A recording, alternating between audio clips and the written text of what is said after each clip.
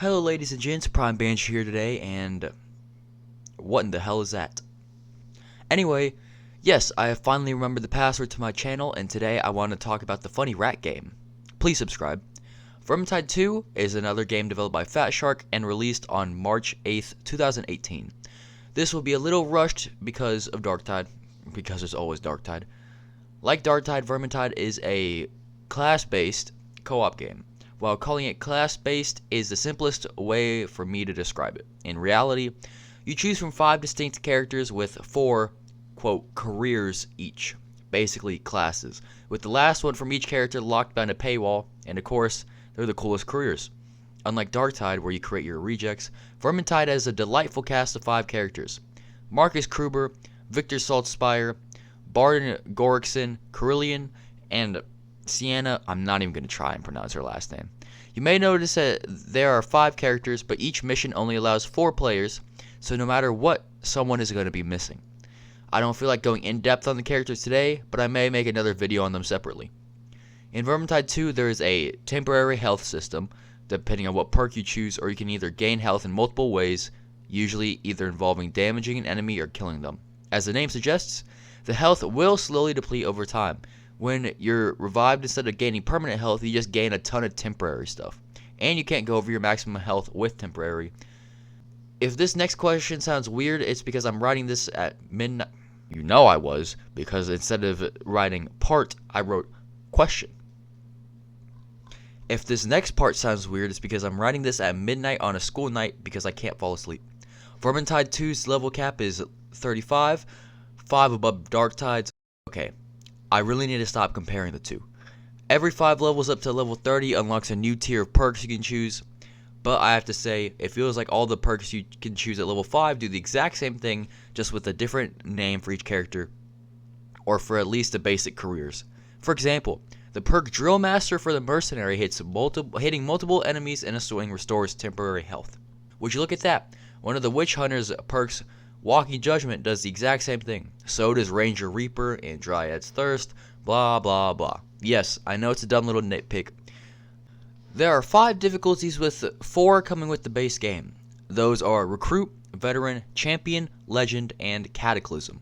Here's some stats from the wiki because I am far too sleep deprived to go in depth right now. I only play Champion difficulty because I enjoy keeping my mental health intact. Equipment. There are 5 equipment slots that you can equip items in. The melee weapon slot, hammers, axes, swords, etc. The ranged weapon slot, guns, bows, crossbows, etc. The necklace slot, charm slot, and the trinket slot. All items have equipment powers that add up to your hero power. Each item has 5 rarity levels. White for plentiful, green for common, blue for rare, orange for exotic, and finally red for veteran. Items can be upgraded to the next rarity with dust that you can get by salvaging higher rarity gear. As the rarity increases, different properties can be unlocked. Take my exotic masterwork pistol for example. The properties are plus 10% power to monsters, plus 15% crit power, and ranged critical attacks with it reduces my skill cooldown by 5%. You may be wondering what's the hub area of Vermintide is. Well, let me introduce you to Tall's Horn Keep. It's a little bit run down, but not gonna lie, it's really fleshed out. It has, but is not limited to, a hero select, spoils of war, a mission select, Cousin Aukri's challenges, basically Milk from Darktide, the Bridge of Shadows, Door to the Chaos Wastes, sleeping quarters, and so much more. I really like this hub area. It just feels so alive. Also, there are these spots for paintings that you can unlock with the more ravaged painting parts you find. Tons of DLC locked stuff. There are 2 NPCs chilling here. Frez Loner, who runs the Emporium of Wonders, where you buy cosmetics from and mainly run your missions.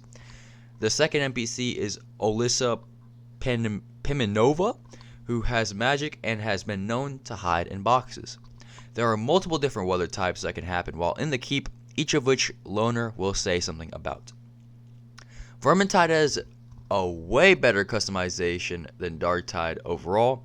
Darktide has a better physical system, sure, but Vermintide has a better monetization policy. Funny since it came out like 3 years before Darktide did. It's nice you can actually earn premium currency. through daily and weekly quests and have a slight chance to earn them in chests. But I'm going to rant real fast. You have like no options for cosmetics. Half of them are about $5 or so, then multiple require DLC, and the rest are just ugly, or what takes weeks to grind out enough currency for something that looks like dookie. The outfits are purchasable with cosmetic currencies are basically just recolors of the exact same outfit but for more money. Like, look at these beanies for Barden the Dwarf. Why is red so expensive but gray and the others aren't? Also, the War Priest, a paid career, has a $10 outfit. What is it with a Fat Shark and their microtransactions? I know what some of you are thinking. Oh, well, Banshee, then don't buy it, you big baby. Don't worry. I didn't. Hell, I even got the game for free a couple of months ago. I only used the ones you earn through challenges. But, to be fair, I also have recently bought the Outcast Engineer class, which I am having a blast with. Also, I like that there are so many different weapon cosmetics you can buy with in-game currency you can earn for free. And during Christmas from like December 5th, I'm pretty sure, to January 3rd, an event called Gifts of the Wolf Father. And every day you can unlock a free, nice cosmetic for your character and weapons. For example, I got this outfit for Saltspire and this one for Carillion. It's like an advent calendar, basically. Vermintide's main mission story is Helmgart, with 3 acts and 12 missions, not including the finale. There are also 4 more free stories that come with the base game. The Curse of Drakenfels with 3 missions, A Treacherous Adventure with 2, Karok Asgaraz with 4, and Verminius Dreams with 1. There are also 3 more that come with DLCs, Shadow over Bogenhafen that comes with the Shadow over Bogenhafen DLC and has 2 chapters, Back to Uberschreik that comes with the Back to Uberschreik DLC with 4 chapters, and finally the Winds of Magic that comes with, you guessed it, the Winds of Magic DLC that only has 1 chapter. Heroic Deeds are missions that have varying levels of difficulties and custom modifiers.